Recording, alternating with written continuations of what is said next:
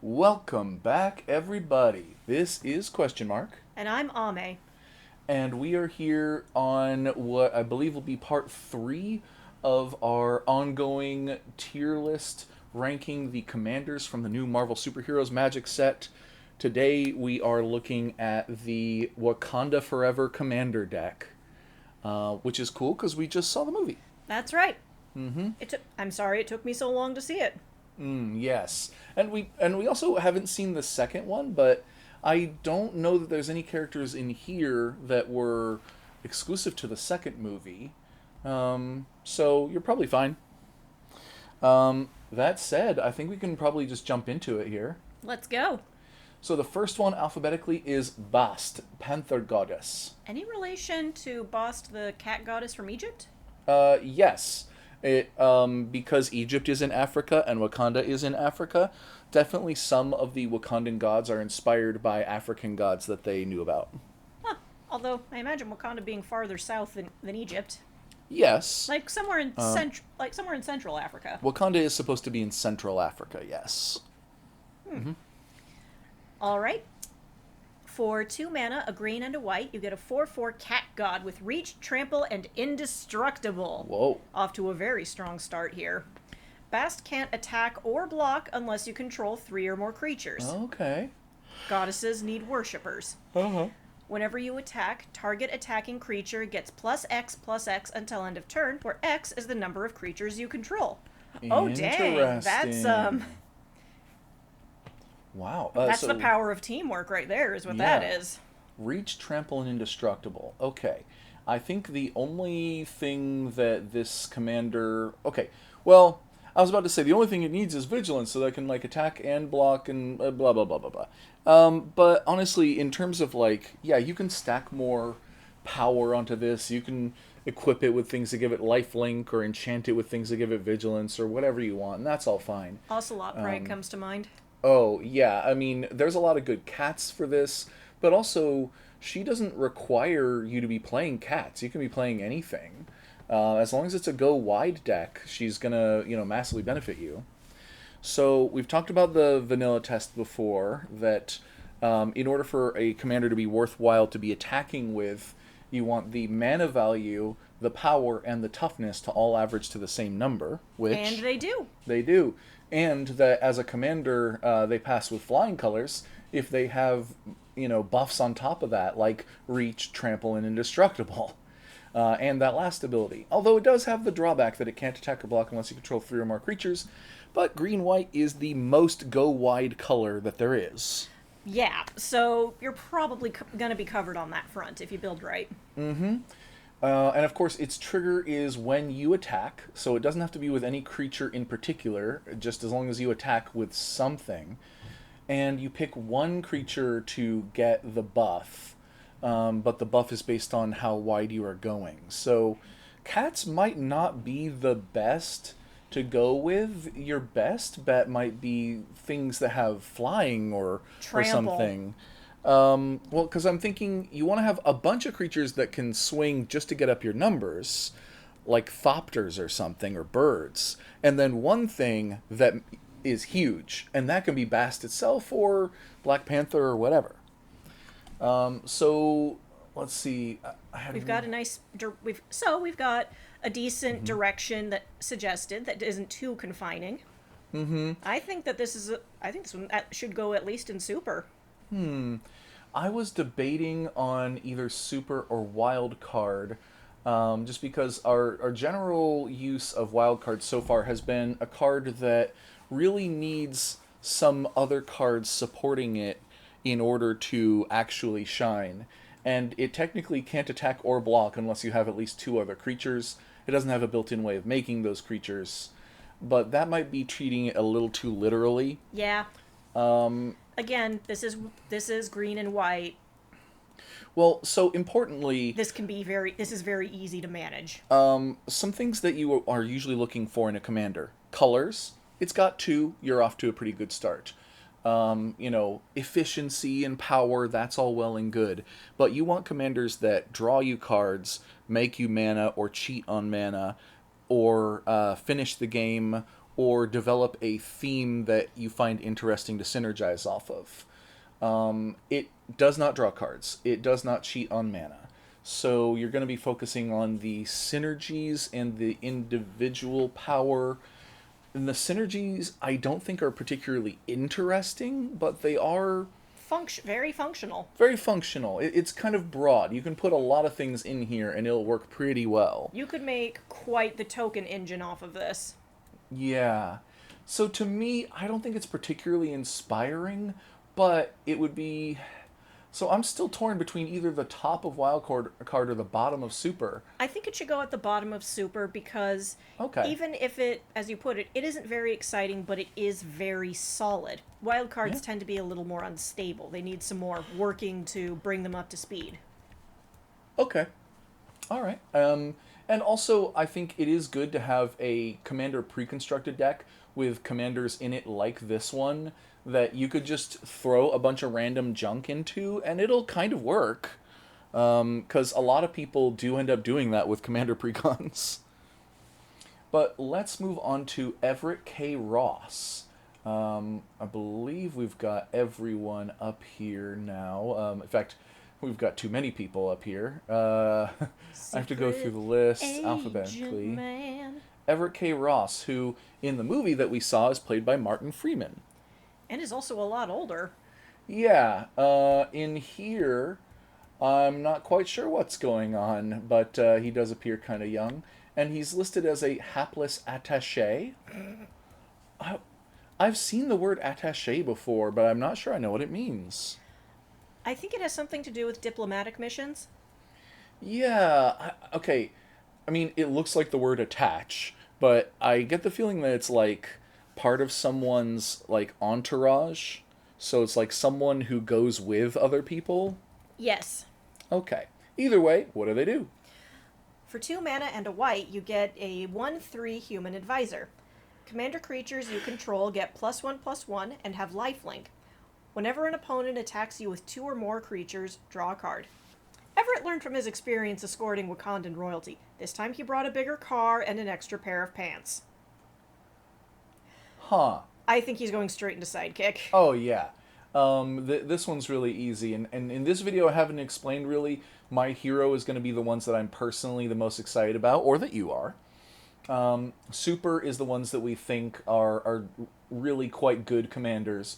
Wild cards need some help, but have potential. Sidekicks, not really good commanders, but they are good players in the 99. And rejects do none of those things well enough to warrant placement in your commander decks. Everett K. Ross is an excellent The sidekick. dude's practically designed to be a sidekick. Yeah. He should be. Absolutely. He's right at home in the 99. I think he's going to be at his best in decks like, strangely enough, Frodo and Sam, the Hobbit deck, where you have 2 commanders, and it includes white, so that way you give 2 creatures +1/+1 and lifelink, and sometimes you draw cards. But honestly, whenever an opponent attacks you with 2 or more creatures, draw a card in mono white is kind of good. It reminds me a lot of Mangara the Diplomat. Mangara, not of Corondor. The Diplomat. The main thing is that middle ability. Whenever an opponent attacks with creatures, if 2 or more of those creatures are attacking you or planeswalkers you control, draw a card. And that's one of the better abilities on this pretty good mono white commander. Well, he costs 4, and he costs 3. But yeah, of course, since he...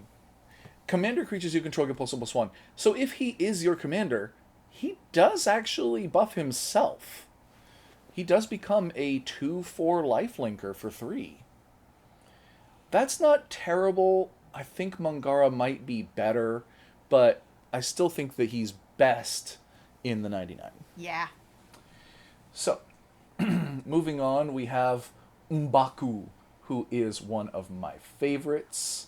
Definitely kind of came out of nowhere to become a fan favorite character for a lot of people who saw Black Panther. Considering he's like one of the funny characters in a way. Like, he's a badass, but he's also got some jokes in there, like, we will eat their children. I'm I will just feed you kidding. to my children. Oh, yeah. I'm just Kidding, we're We're vegetarians. vegetarian. That was a funny moment. I Yes. liked, like, let's mess with the outsiders a little bit. Yeah, and he is the Jabari chieftain. And Jabari are the hill tribes that worship the ape god rather than Bast that most of the other Wakandans worship. Yes. Or at the very least, I don't know what, I don't have enough Wakandan lore to talk. Okay, that's fine. Why don't you read what the card does? Alright, for 1 mana and 2 green, you get a 4/3 human noble warrior. At the beginning of your end step, if there's no monarch, target opponent becomes the monarch. Huh. Whenever a creature attacks one of your opponents, if that player is the monarch, that creature gets +1/+1 and gains trample until end of turn. Oh, you like being the monarch? Have a target on your back. Dun, dun, dun, dun, dun, dun, dun, dun, dun, dun. All the way to the top, baby. Okay, so first off, vanilla test Passed. with flying Easily. colors. He's bigger than his mana cost would imply, which we get more and more on green creatures these days, sure. But then on top of that, has this weird ability. If no one is the monarch, then you pick one of your opponents to become the monarch. But it makes flavorful sense from what we see in the movie, at least. That Yep. he's like, I'm the king up in the mountain, kind of. But just I'm really the chief of my own tribe. I'm not the king. I'm not the monarch. That guy is. But you know what? I want to be king. So, yeah, I'll make them king. But then, if anyone comes after who is the king, and it's not me, then they get +1/+1 and trample until end of turn. I am going to I'm going to start a revolution here. So this is a deck where you're playing mono green, sure, but you're actually maybe encouraging the monarchy to pass around, because while you are the monarch, you're drawing extra cards, and while you're not the monarch, your creatures and your opponent's creatures are getting +1/+1 and trample if they're swinging at whoever is the commander or This is kind of the monarch. This is kind of a green control deck almost, isn't it? Yeah, it's kind of a group slug deck, and I like that. Group slug being a commander theme where you kind of encourage your opponents to beat each other up. Goad is a typical way of doing that, but the monarchy is another way of encouraging your opponents to beat each other up. Yep. And I kind of like that. I also like commanders that come out for a very reasonable cost, and then they can die, and you can bring them back out again, and it's not that big a deal. Yeah.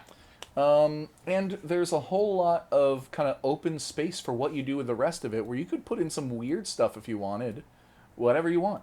So yeah, I think he's cool and funny, and I'm gonna memorize more of his lines if I build the deck. Then we have Nakia, Wakandan Operative. Where are you, Nakia? Oh, wait, I think I passed her. There she is. Yeah, okay. Nakia was cool. Yeah, she was. She's like, yeah, I live in a country that's very much hiding its wealth, but you know what? I don't necessarily like that, and I'm not going to sit around where people suffer. Yeah, she was She's cool. writing kind of an interesting line between, sharing our, privilege with the rest of the world, but not letting the rest of the world know that we have it. By doing her spy stuff, she was able to kind of ride the line. She was cool. Yeah. And what does she do? For 2 mana and a green, you get a 3/3 human warrior hero with reach. So we're passing the vanilla test with flying colors today. And whenever your commander enters, you become the monarch. Oh-ho. For 2 mana and a tap, you put 2 1/1 counters on target creature or vehicle. Activate only as a sorcery. Okay, I do like the whenever your commander enters, you become the monarch. That's solid. 3 mana, 3/3, that's solid. Reach is nice, but the tap to put counters on something is kind of weak. There isn't really a vehicle theme in green. I'm not entirely sure why she can buff vehicles. Activate only as a sorcery, and it costs 2 mana and tap to do that, so you kind of can't do her most unique ability and use her in combat at the same time. And I'm actually kind of surprised that they made her a human warrior hero instead of a human spy hero, but I guess they're not going for more of her role in Black Panther 1, but more of her role in comics, maybe, or the second movie. I don't think she's much of a spy, but Well, as you once explained it to me, mhm. commanders don't necessarily represent the entirety of a character, but often an aspect of the character or that character at a particular point in their life. So here we're Exactly. emphasizing the warrior half. Yeah, and after all, even at the end of that movie, this is exactly what she's doing, even if she's a spy at the beginning.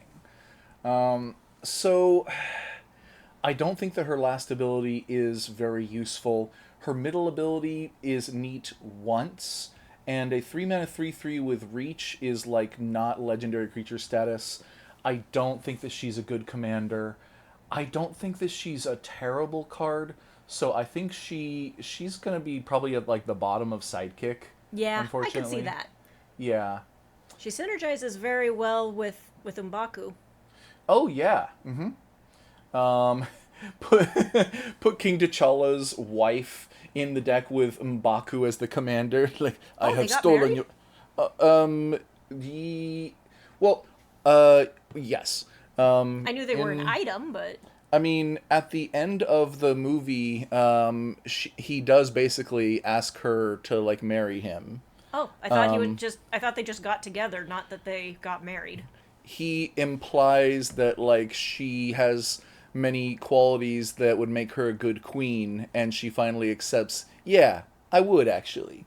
And but yeah, they don't have the ceremony in this movie. The ceremony happens like between movies, I think. Oh, okay. Regardless, Okoye. Another awesome lady. Where are you? There we go. What did the guy say? There's a couple of Grace Jones looking chicks standing outside. All right, and a lot of us probably don't know who Grace Jones is. Hopefully, Including I me. don't get anything too weird here. Grace Jones, famous for looking Oh! like this. Yeah, couple of Grace Jones looking chicks outside. Grace Jones certainly looks like an athlete, was a famous actress. I think at Um, one point she was considered for the role of Dazzler back when people were trying to make a Dazzler movie happen. okay. I I know could that she see it. was in a James Bond movie, and I believe she was in the second Conan the Barbarian movie, or maybe the first one.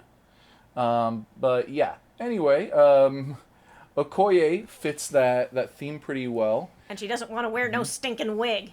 Yeah, although I was so surprised that the actress who plays Okoye is the same actress who plays Michonne in The Walking Dead, who has like huge dreads and a very different character. I did not recognize her without her hair. But regardless, Okoye both mighty and adored. Alright, for 2 mana, a green and a white, you get a 3/3 human warrior hero. When Okoye enters, you become the monarch. Hey. At the beginning of combat on your turn, put a 1/1 counter on target creature. Whenever that creature attacks the monarch this turn, it gains double strike and trample until end of turn. Ooh, give me My the king flavor is text. merciful. I am not. Yes. Okay, so this is another one where monarchy happens, and then if you come for the monarch, you best come correct. And she gives the much more cool benefit of double strike and trample. Yeah. But if you are the monarch, then at the beginning of combat, she gives +1/+1 to target creature, and that's it. But unlike M'Baku, she makes you the monarch initially, so you draw the card the first turn she enters instead of somebody else. And unlike M'Baku, she has two colors. Um, I am torn. I'm closing the Grace Jones tab. I'm torn because I think that she's pretty good. I think she's once again either going to go in like high wild card or low super. I'm thinking maybe low super. The main thing is that gaining double strike, trample, and +1/+1 every turn would be sick. But because you become the monarch when you hit somebody like that, you probably won't be getting that every turn. I actually. If Uh, anything, it seems like if anything, Okoye seems like a defense against getting the monarchy stolen from you, because if it's taken from you, she's gonna get it back. She's yeah. gonna help you get it back. Yeah, exactly. Okoye's strength lies when people are taking the monarchy from you and you are taking it back, and you do that repeatedly. Yes. And that, I think, makes her wild card potential. Makes her a wild card. She doesn't pass the vanilla test, although it comes pretty close, considering that every combat you'll get +1/+1 at least, so that'll probably be a 4 mana 4/4. But still, I don't know. If one of these abilities didn't rely on attacking the monarch, then I'd be a little bit more into it. But or if she had like vigilance or one more toughness, or I don't know, a little more juice, would put her up a lot in my book. But let's look at Queen Mother Ramonda. Queen Mother Ramonda. All right, which yes is T'Challa's mom. We saw her. All right. For 3 mana and 2 white, we've got a 3/5 human noble. When Queen Mother Ramonda enters, you become the monarch. A lot of that going around. As long as you're the monarch, creatures with power 2 or less or can't attack you. Neat. However, she's 5 mana, and that's a big oof. Um, so, mm, Hmm. um, hmm, hmm, Hmm. hmm. Um, I'm, I'm, I don't know that she's like straight up bad, because a lot of creatures that are small are going to be the ones who are threatening to steal the monarchy from you. Little flyers, little, creatures with skulk or something like that, or just attacking you with 10 squirrels or something and you can't block all 10 of them. And so this does stop that. She does make you the monarch when she enters, so that kind of draws you a card. Um, but 5 mana for a 3/5. So she's got enough power and toughness to possibly be relevant in combat, but no keyword abilities. Um, Being stuck in mono white hurts, and I don't think that she. Well, okay. As a sidekick, I guess she does benefit the monarchy strategy, because the second part works even if, other effects made you the monarch. Right. It is still kind of okay, but also, like, small creatures can't attack me is not a way to win a game of Magic. It's a way to not lose Yeah. as often. So I put her, what I put her low on sidekick. I think that's where she belongs. She does at least have a theme that she goes in, which is the monarchy theme. Clearly, this deck has that theme. Yeah. Okay. Next is Shuri, the Black Panther. Ah, she becomes the Black Panther. Yes. Very cool. There she is. Okay, Shuri, the Black Panther.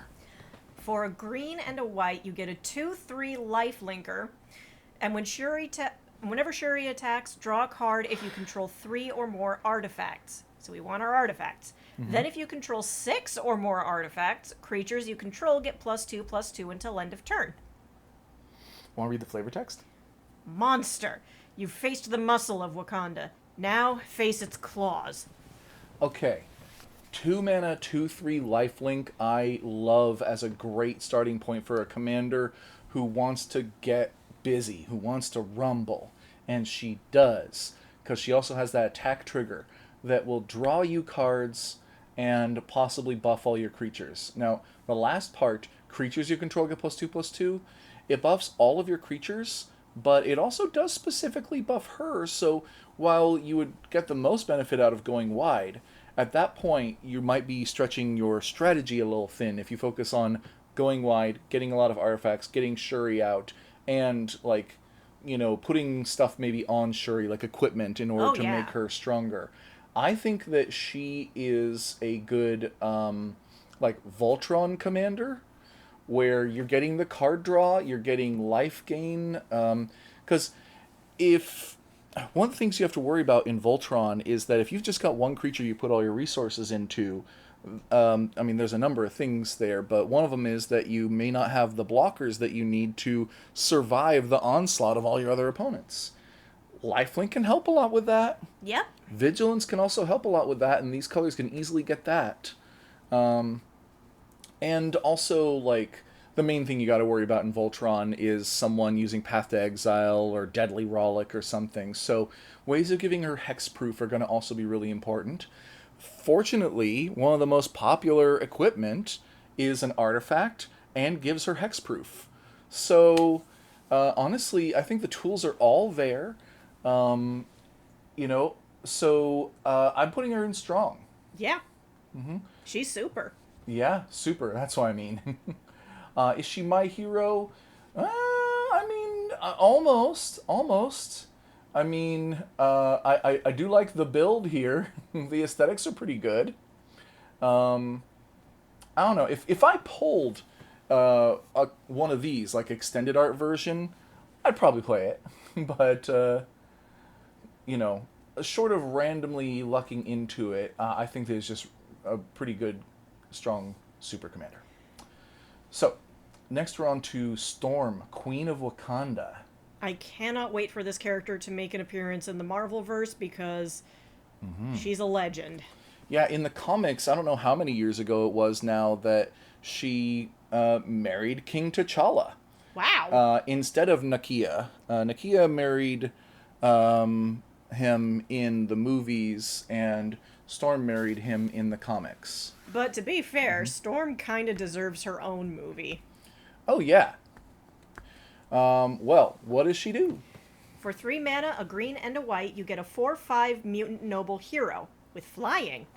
Whenever Storm attacks, until end of turn, another target attacking creature gains flying and get +X/+0, where X is Storm's power. Haha, X because X-Men. Yay, they found a way to get an X in there. Whenever a creature with flying attacks you, Storm deals damage equal to her power to that creature because... fuck you. Lightning. So, it's kind of funny that she can give creatures flying and a buff to their power, but also she can knock creatures with flying out of the sky. And it reminds me of, you know what happens to a toad when it's struck by lightning? That line is lame. The same thing that happens to everything else. I think I see what they were aiming for, but that needed some rewrites.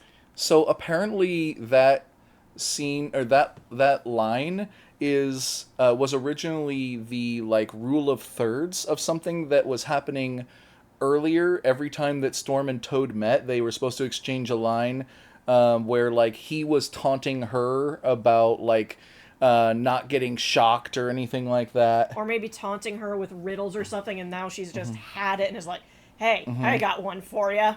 Yeah, and the wordplay was specifically, you know what happens when this gets struck by lightning, you know what happens when that gets struck by lightning, and then she finally turns it on him at the end. You know, and it works following the rule of three to be like the third punchline, but then they cut out the other 2 lines from earlier in the movie. So now it's an orphaned punchline. Yep. Because they ended up reducing both Toad and Storm's roles in the first movie to focus more on Wolverine and Rogue. Rogue, okay. Wolverine. I mean, I liked him. I still like him. I'm not going to say boo about Wolverine. He's not bad. I feel the same way about him as I do about Charizard. Yeah. He's the Charizard of the X-Men. Yeah. Yes, he is objectively cool, but for God's sake. Oh, did you see that they're making a new Wolverine video game, and it is M-rated and bloody, and also Wolverine is like 5'3" in it? Okay, that last part is the only part that sounded interesting to me. And in the demo that I saw people trying out, some of the villains do like give him, insult him and call him short and stuff. And that's kind of funny to me. And then we go Tasmanian Devil on them. Yes. Just annihilating him. So back on track here. Vanilla test, we're failing it, but just barely. But And we got when, flying. yeah, flying makes up for a lot, especially in white green. Flying is pretty rare. Well, especially in green. And when she attacks, another attacking creature gains flying, and often +4. Although it's pretty easy to buff her power. I personally, if you're going to be playing her as your commander, I think it behooves you to have something buffing her power so that the other creature that she's giving flying to gets a huge boost as well.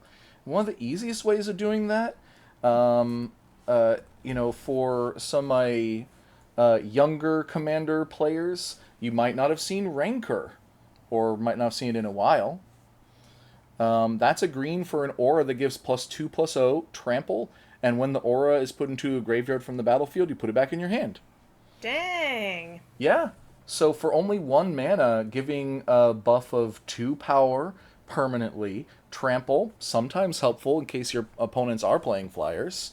And then if something goes wrong, you get the aura back into your hand. You can redeploy it for just 1 green on a different creature, on Storm once you've recast her, or something like that. So that's one of the better ones that really low cost way of adding not just 2 power and trample to her, but also 2 more power to the other creature that she's lifting into the sky to throw at your opponents. Oh, yeah. And that other creature that you're lifting into the sky to throw at your opponents, what are some of your best options? You're playing green and white, so how about Things that are cheap and hefty. um I'm thinking double strikers. Ooh, yeah. Yeah, like I don't know why I'm struggling to think of this it's like Mirrodin's champion or something like that. Let's go white, green, double strike, creature, and we'll sort it by the EDH rank. Okay, no on Zatalpa. You're already flying and you're too big. I'm looking for something more like Alishnorn. What the heck? No. Godoketra, maybe, If but Elish Norn ever met Storm, they would fight. oh yeah, for sure they would I'm fight. not sure who would win. Hmm. If it were a 1v1, I'm giving it to Storm. But Elish Norn, I don't know if she's ever fought someone 1v1.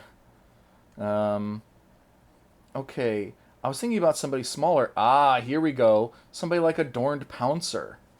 Just a 1 mana, 1/1 with double strike. Now give it +4 or more and flying. So suddenly you've got a 5/1 flying double striker coming at you for 10. That's what I'm talking That's about. toasty. Silverblade Paladin. This one would be really good because it has Soul Bond. So when it enters, you can pair it, or if it's unpaired, when another creature enters, you can pair them. And as long as this creature is paired with another one, both of them have double strike. Whoo! Okay, so I think that the best pairs to go with Storm are going to be some double strikers. And there's a lot of options in here, but try to keep it low on the mana cost. And I'm still not seeing, that's the guy I was thinking of. And this guy doesn't work. Do you see why? Because he has protection from black and from green. Yes. Protection from green mean that he can't be the target of spells or abilities from green sources. Storm is a green source, and she says target. So, okay, do not run Mirren Crusader in your deck because Storm cannot target him. But any of the cheapest double strike creatures you've ever seen are going to be awesome in here. I think I I'm. want to put her in my hero, to be honest. Oh, you know what? Let's do it then. Yeah, She can basically take a bunch of significantly weaker creatures and make them really scary. But she always flies into the air with a partner, just one partner. So you actually don't need to play that many creatures. That does mean that you can play a lot of other like support cards and a lot more variety of things. Just, have like a dozen double strikers in your deck or something. And she's also got a pretty tight defense as well. Yeah, in fact, there are ways of like giving creatures flying in a weird way, where she just like zaps them for 4 anytime a flyer attacks you. Like, oh, you're trying to get through us by You're trying to evade us by flying? No. Yeah, the only thing that I kind of wish on here is that it said like whenever a player attacks, you may. That way, whenever one of your opponents attacks, you could like give one of your opponent's creatures flying in order to zap them. That would be funny to me. Just like blow one of your opponent's creatures up into the sky and then lightning bolt them. Yeah, but you would also have to give them +X+O. But that doesn't matter if you're lightning bolting them. It does matter because Storm deals damage equal to her power, so you'd basically be granting that power just to take it back, and then you'd still be left with whatever their base was. No, so if your opponent's attacking you with a 1/1, and if you could buff it with Storm, it would become a 5/1, and then she would hit it for 4 damage, killing it. Because it's only right. buffing their power Right. and it's attacking their toughness. But yeah, but you can't do that anyway, so not worth thinking about too much. But yeah, Storm's cool. There's another Storm that is out there, at least one other, and the other one is absolutely nuts. So this one's a lot more reasonable, honestly. But let's move on to T'Chaka, Venerable King. Oh yeah, there's another Storm, but T'Chaka. Okay. And of course he's T'Challa's dad. For a green and a white, you get a 2/2 human noble hero. When T'Chaka enters, mill 3 cards, then you may put an artifact or land card from among the milled into your hand. For 3 mana, you exile this card from your graveyard. You become the monarch. Activate only if you control your commander. Wow, this guy basically doesn't want to be a commander. Yeah, someone must have like watched a couple of movies and go like, so his whole thing is that he dies, and then he like makes someone else the monarch, his son. Ooh boy. Okay. Well, I mean, he's firmly in sidekick material. Yeah. Because he seems, if I'm reading this right, he's actively bad at being the monarch or at being the commander because his second ability there, where you like bury him, he's in the graveyard and you inter him or something to become the monarch, only works if you control your commander. So if he's your commander, you can never do it. Yeah, his second ability non-bows with the role of commander. Yeah. So don't make him commander. A 2-mana 2/2 is okay. 3 mana, exile him from your grave, make yourself the commander, the monarch is okay. That's a lot of mana and kind of a hoop to jump through, but it's still okay. And when he enters, you mill 3 and then put a card back, is kind of Green's version of card draw in a lot of cases. And that's not bad. He clearly cares about the graveyard in a few interesting ways, but honestly, he's not terribly exciting. I don't know if he would stay in this deck if I were, upgrading it. He might get cut. But that leads us on to the commander of the commander deck, the face commander himself, T'Challa the Black Panther. And I'm trying to remember the Chadwick Boseman, may he rest in peace. Amen. Seemed like a really good guy. And he knew, by the way, that he had cancer while he was performing for the last, 2 years. Yeah. And he just didn't tell anybody because, he didn't want to be treated different. Whew. That said, What a man. what does his magic card do? Well, for 1 mana, a green and a white, you get a 2/2 human noble hero. Whenever T'Challa enters or attacks, create a tapped vibranium token. It's an artifact with indestructible and tap to add colorless mana. This mana can't be spent to cast a non-artifact spell. Whenever you cast an artifact spell with mana value 4 or greater, put 2 1/1 counters on T'Challa. Okay. It's a little underwhelming, isn't it?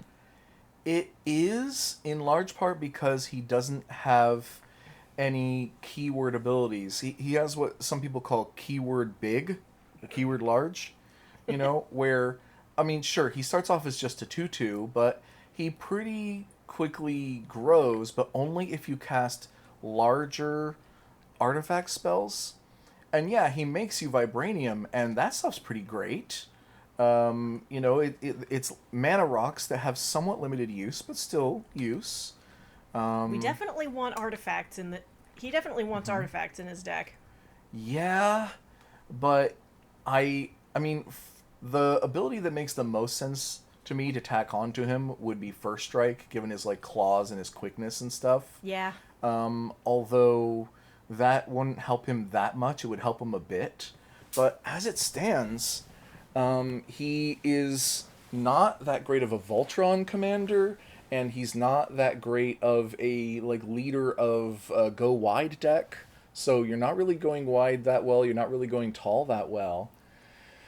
I think you're supposed to go tall, like put equipment on him, because your vibranium helps you cast artifact equipment spells, and those spells can cost a lot of mana and stuff.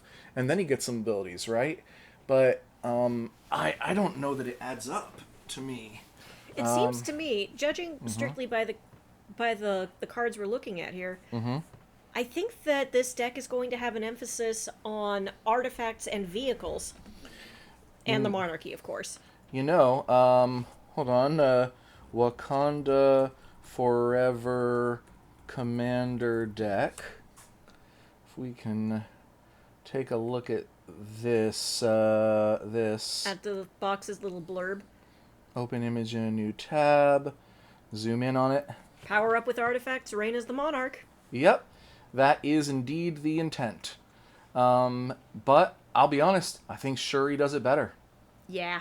So, strange as it may sound, I'm putting T'Challa in wild card.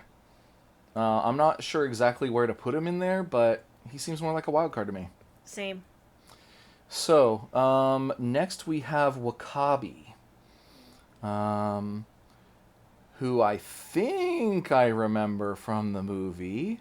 I'm struggling. Is he? He's like W apostrophe, so okay. There. Wakabi. Yeah, he's the guy who trains rhinos. Oh, yeah, the rhino guy. Yeah. Played by, I think, is it Daniel Kaluuya? Who was the star of Get Out. I didn't realize. And I do remember actually saying after watching the movie, like, oh, I hope they make a commander out of him where he makes rhinos and trains them to fight, and that could be fun. Well, let's see what he does. Yeah, Shield of the Nation. For 1 mana and a green, we get a 2/3 human warrior hero with vigilance. Whenever you attack with your commander, if you control an artifact with mana value 4 or greater, create a 4/4 green rhino token with trample. Interesting. Direct me to that which you wish stomped flat. It shall be done. Yes. And Shield of the Nation. They say repeatedly that he is the chieftain of the Border Tribe. So yes, they are the Shield of the Nation in that they rule the borders. And the catastrophe that Claw caused, where they stole a bunch of vibranium in the 90s, happened in his territory. And so he is the most hurt by Westerners because he lost there were a lot of casualties on that day. Yes. So he is the one most receptive to Killmonger's plot when he shows up. Yep. So all that said, a 2-mana 2/3 with Vigilance, we are once again passing the vanilla test with flying colors. Whenever you attack blah blah blah, make a 4/4 with Trample is pretty good. So what about that restriction? You have to control your commander. No, sorry, you have to attack with your commander, and you have to control an artifact with mana value 4 or greater. I think that is not that hard, actually. An artifact with mana value 4 or greater. What would be... I'm going to do a search for that here. So if we're playing green, and we're talking about our artifacts... And we're talking about mana value. Let's say exactly 4. What's the best 4-mana green artifact in Commander? It doesn't have to be green, but in green. Sad robot! Sad robot! Oh shit, the One Ring. The roaming throne. Oh my god, the roaming throne. You can name warrior, and then when he attacks, you make 2 rhinos. Yeah. Oh my god. Okay, Vibranium Dynamo is also extremely flavorful. Woo! Panharmonicon doesn't do anything. Aetherflux Reservoir doesn't do anything. Helm of the Host might be good. Helm of the Host... Helm of the Host would be good. Okay, so... I often don't play Helm of the Host in my decks because it costs 4 mana to cast and 5 mana to equip. So it's just a lot of mana. Yeah. And then the only deck that I play this in, it goes absolutely nuts when I do. But most commanders would be good if you made a copy of them every turn. Yeah.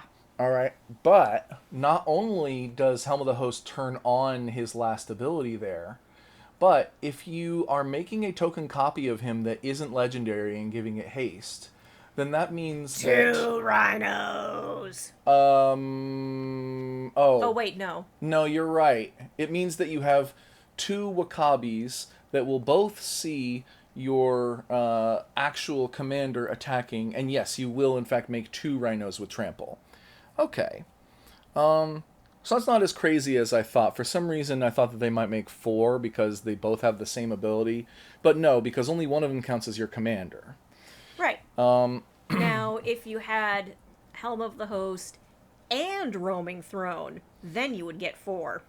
Ooh. Yeah, so you have a few different effects where you can double up this that can lead to then tripling up this. Basically, beware the Rhino Stampede because it's coming. Yeah, I mean, not to mention there are things that get you multiple creature tokens. I'm trying to remember what it is called.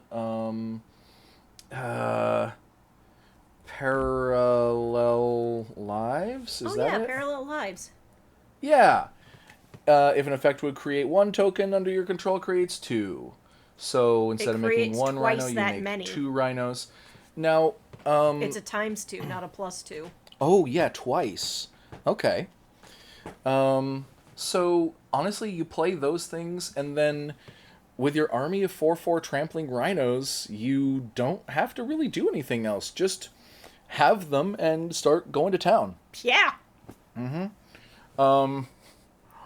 So, where's Wakabi going on the list? Yeah, so that's a tough one, because he is stuck in mono green, but he's a 2-mana 2/3 vigilance that... You know, you just get a big artifact and he starts pumping out rhinos. He's really easy to recast. Okay, I kind of want to put him up here. Ooh. Another mono green commander that I'm actually kind of excited about. I think I will actually brainstorm this, in part because I'm also looking for more decks that can go into bracket 2. I have a hard time making a deck that isn't busted sometimes. Even a commander that I'm like, oh, you're interesting, and then I go through some playtesting, I'm like, oh no, he just gets 21 power and unblockable in the middle of combat and kills someone. Whoops. That's what happens when you optimize him. But that's probably not what's going to happen here. No. If I optimize him, he'll probably just be kind of cool green deck that has some medium-sized artifacts in it. And makes enough. A lot of rhinos. Wins with that. Yeah.